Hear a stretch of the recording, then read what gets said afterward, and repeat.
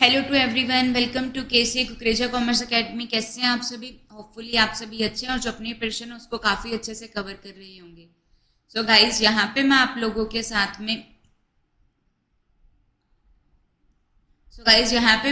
के साथ में इकोनॉमिक्स की पीवाईक्यूज को कवर कर रही हूँ, जिसके अंदर हम लोग अपने जून 2015 के पीवाईक्यूज को क्या कर रहे हैं, कवर कर रहे हैं। सो स्टार्ट करते हैं हमारे इस सेशन के पहले क्वेश्चन के साथ में। होपफुली आप लोगों को चीजें क्लियर हो रही हैं, ठीक है।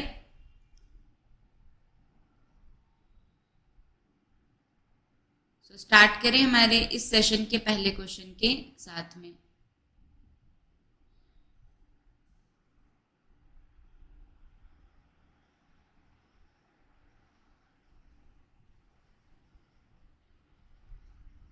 हाँ जी, सो देखिए यहाँ पे आप लोगों के पास में जून 2015 का पहला क्वेश्चन, एक रेक्टेंगुलर हाइपरपोला। यहाँ पे क्या क्वेश्चन पूछा हुआ है, एक जो रेक्टेंगुलर हाइपरपोला हम लोगों के पास में शेप होती है, तो जो एक रेक्टेंगुलर हाइपरपोला हम लोगों के पास में शेप होती है, तो रेक्टेंगुलर हाइपरपोला में क्या होता है गाइस, तो याद रखिएगा। तो जो रेक्टेंगुलर हाइपरपोला हम लोगों के पास में रहता है, यहाँ पे क्या होता है कि यहाँ पे जो रेक्टेंगुलर हाइपरपोला होता है, वहां पे जो आप लोगों के पास में ईडी होती है वो क्या होती है, 1 होती है। रेक्टेंगुलर हाइपरपोला में क्या होता है, हर पॉइंट के ऊपर जो ईडी रहती है वो आप लोगों के पास में क्या रहती है, 1 होती है, ठीक है। तो जो प्राइस इलास्टिसिटी होती है वो क्या होती है, हमेशा यहाँ पे 1 होती है, ठीक है। और जो स्लोप होते हैं वो क्या होते हैं, अनइक्वल होते हैं। याद रखिएगा, स्लोप कैसे होते हैं, अनइक्वल होते हैं। और जो इलास्टिसिटी ऑफ डिमांड होती है वो हर पॉइंट के ऊपर क्या होती है, यूनिटरी होती है, 1 होती है, ठीक है। Move to the next question on your screen. देखो ये क्या लिखा हुआ है, इसका आंसर पहले ही आप लोगों के पास में आ गया था।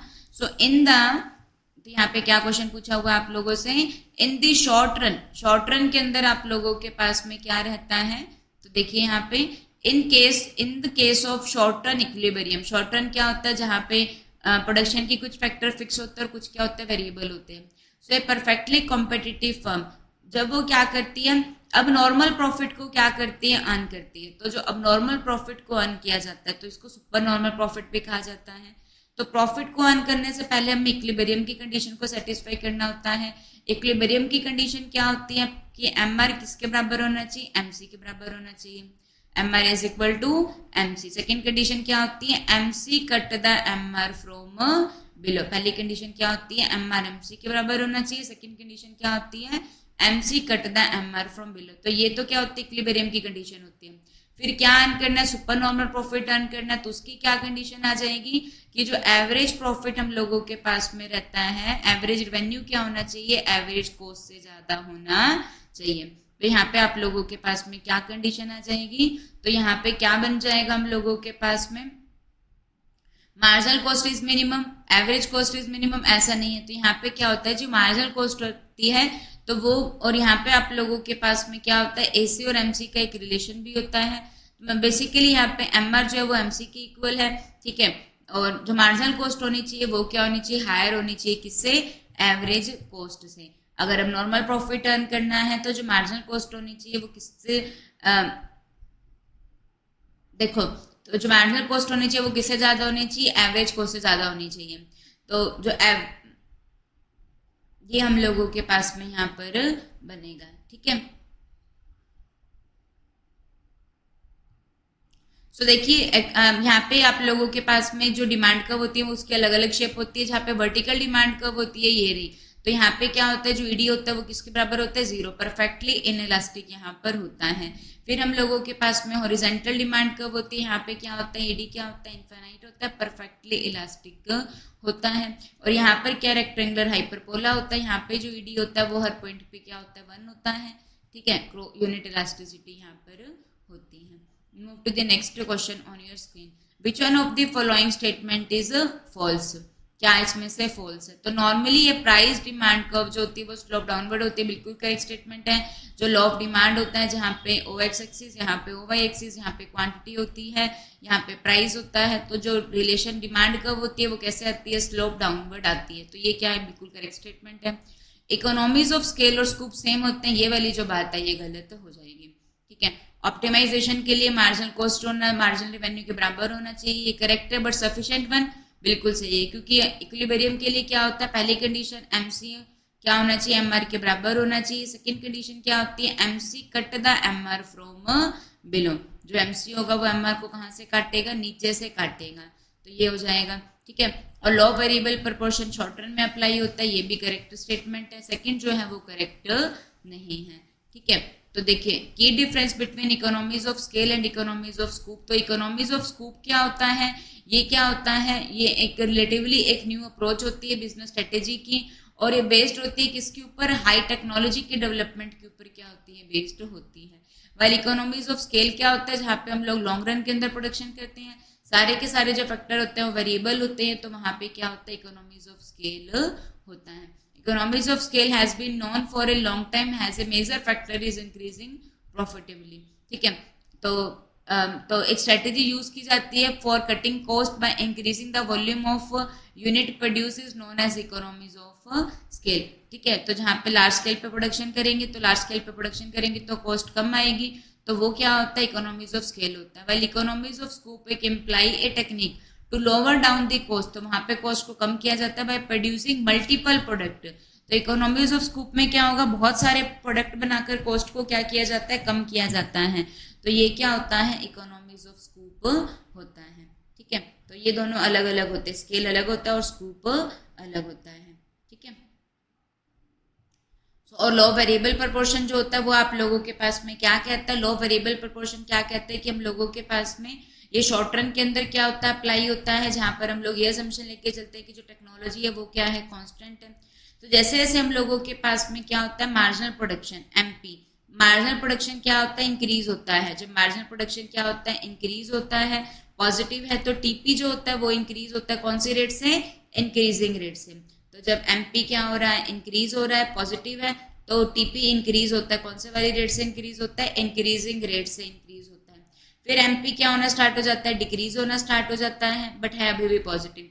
तो जब एमपी डिक्रीज होना स्टार्ट होता है तो टीपी अभी भी बढ़ रहा है, बट कौन से वाली रेट से बढ़ता है, डिक्रीजिंग रेट से बढ़ता है।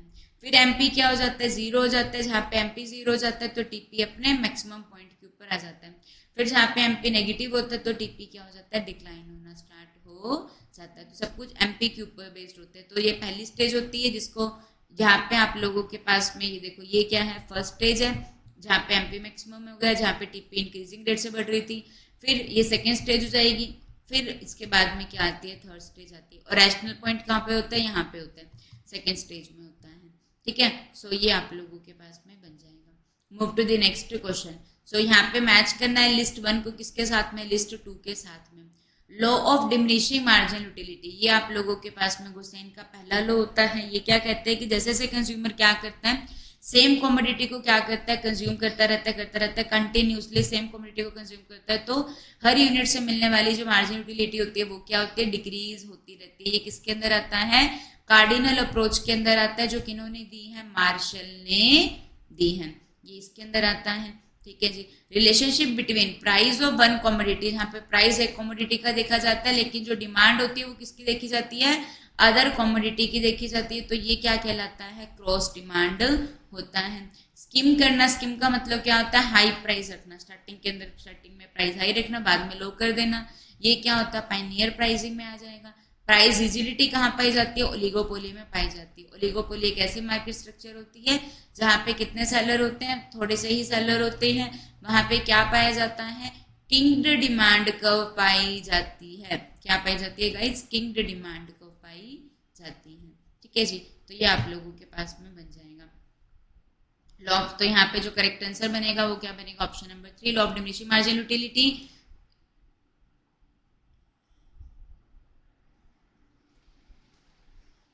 ये ऑप्शन नंबर जो सेकंड होगा ये इसका आंसर होगा, सेकंड जो रहेगा ये इसका आंसर होगा। Law of diminishing marginal utility, cardinal approach, demand और प्राइस में रिलेशनशिप, क्रॉस डिमांड, स्किम करना क्रीम को, इसके अंदर कोई भी ऑप्शन ठीक नहीं, जो मैंने आपको बना के दिया ना वही इसके अंदर करेक्ट आप लोगों के पास में रहेगा, ठीक है।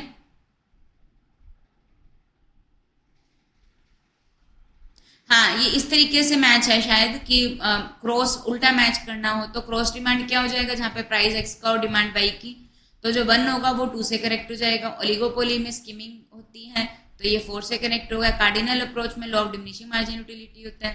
पायनियर प्राइसिंग में स्कीमिंग प्राइस पॉलिसी होती है। इस तरीके से कनेक्ट करेंगे तो हो जाएगा। ठीक है, move to the next question. तो यहाँ पे आप लोगों के पास में क्या बना हुआ है, तो ये देखिए, the following are the demand and the supply equation. Demand और सप्लाई की इक्वेशन गिवन है। तो प्राइस जो है वो किसकी इक्वल है आप लोगों के पास में 12.03 Q8 है ना, क्यों सॉरी सप्लाई। तो ये आप लोगों के पास में क्या है, सप्लाई गिवन है। और ये जो है ये आप लोगों के पास में क्या है, डिमांड है 40 माइनस 0.04 QD। तो ये क्या है, डिमांड और सप्लाई इक्वेशन आप लोगों के पास में है। तो इक्विलिब्रियम मार्केट प्राइस कहाँ पर होगा, तो वैसे तो आप लोग ऑप्शंस पे जाएंगे तो ज्यादा इजी बन जाएगा, मतलब कि यहाँ पे पुट करके देख लो, क्योंकि डिमांड और सप्लाई क्या होगी, बराबर होगी। डिमांड और सप्लाई क्या होगी, बराबर होगी। तो वैसे इन दोनों को एक्स मान लो तो दोनों को बराबर रख दो, क्योंकि प्राइस भी सेम ही, प्राइस तो सेम ही है। ठीक है, तो इसको 0.03x मान लो, क्योंकि डिमांड और सप्लाई क्या है, सेम है। और 40 माइनस में 0.4x ये आ जाएगा। तो जब इसको सॉल्व करेंगे तो ये आप लोगों के पास में क्या हो जाएगा, 40 में से 12 माइनस हो जाएंगे, और यहाँ पे 0.34x है, इसके अंदर माइनस का ही, इसके अंदर यहाँ पे प्लस कर दिया जाएगा। तो ये आप लोगों के पास में कितना हो जाएगा, 0.7x। तो ये कितना हो जाएगा, 28। तो यहाँ पे जो वैल्यू आ जाएगी वो कितनी आ जाएगी, 40 आप लोगों के पास में आ जाएगी x की वैल्यू। हमें क्या बताना है, इक्विलिब्रियम मार्केट प्राइस बताना है। तो मार्केट प्राइस जब हम लोग निकालेंगे तो यहाँ पे आप लोग क्वांटिटी सप्लाई में पुट कर देंगे। तो ये कितना है, 12 है, प्लस में 0.3, 3 बाय में 10, क्वांटिटी सप्लाई कितनी है, 40 है। तो ये आप लोगों के पास में 12 और 12 कितने हो जाएंगे, 24 हो जाएंगे। तो ऑप्शन नंबर जो फर्स्ट होगा ये आप लोगों के पास में इसका आंसर आ जाएगा, दैट इज 24। ठीक है, ओके गाइस।